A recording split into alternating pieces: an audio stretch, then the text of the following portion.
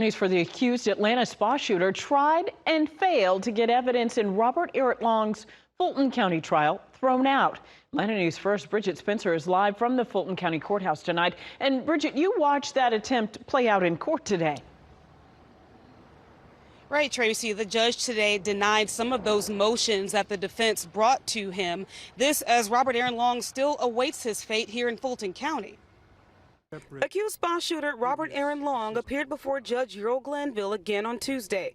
Long is accused of opening fire at 3 different Atlanta area spas back in 2021, killing 8 people. That was in both Cherokee and Fulton County. He faces the death penalty in Fulton. A death penalty expert was brought in to talk about just that. Well, I think jurors have an awesome responsibility in death penalty cases, no question. Hardest decision a juror has to make. The expert testified that mitigation gives the court a full look at the suspect.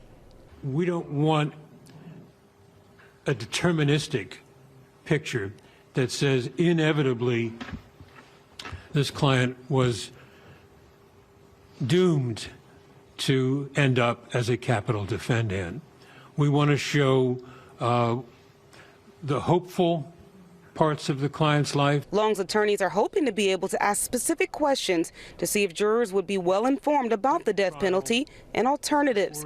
Judge Glanville held off on this ruling. Without anything specific, I'm at a loss to rule with some particularity, okay? But he did deny a motion to suppress or keep certain evidence out of court.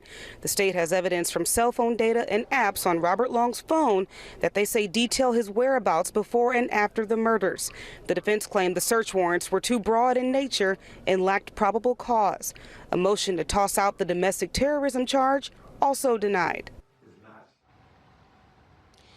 And it's also important to note that Long is currently serving a life sentence for the murders that occurred that day in Cherokee County. We're live in Fulton County tonight. Bridget Spencer, Atlanta News First.